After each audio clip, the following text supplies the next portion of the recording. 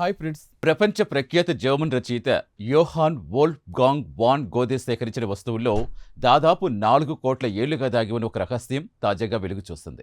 ఆయనకు కూడా తెలియకుండా అంబర్ ముక్కల్లో చిక్కుకుపోయిన ప్రాచీన కీటకాలు శాస్త్రవేత్తలు ఇప్పుడు గుర్తించారు.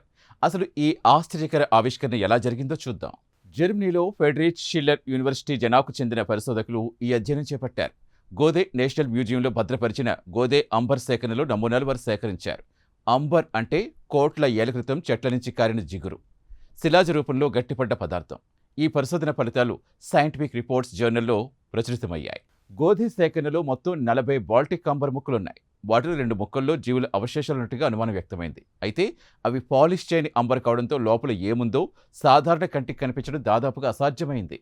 దీంతో పరిశోధకులు జర్మనీలో డెసి కేంద్రంలో అత్యాధునిక సింక్రోట్రాన్ మైక్రో కంప్యూటెడ్ టోమోగ్రఫీ సాంకేతికత ఉపయోగించారు.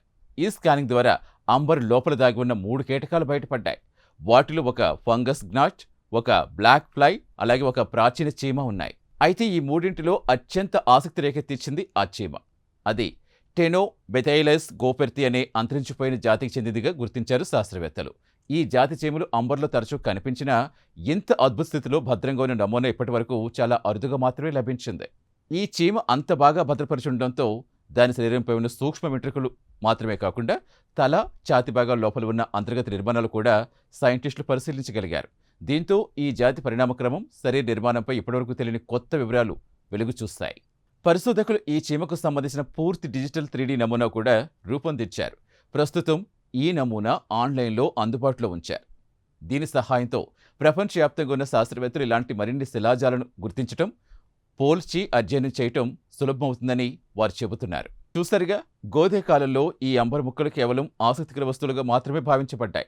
కానీ శతాబ్దాల తర్వాత ఆధునిక స్కానింగ్ సాంకేతికత సహాయంతో వాటిలో దాగి ఉన్న 4 కోట్ల ఏళ్ల నాటి జీవుల రహస్యాలు బయటపడుతున్నాయి.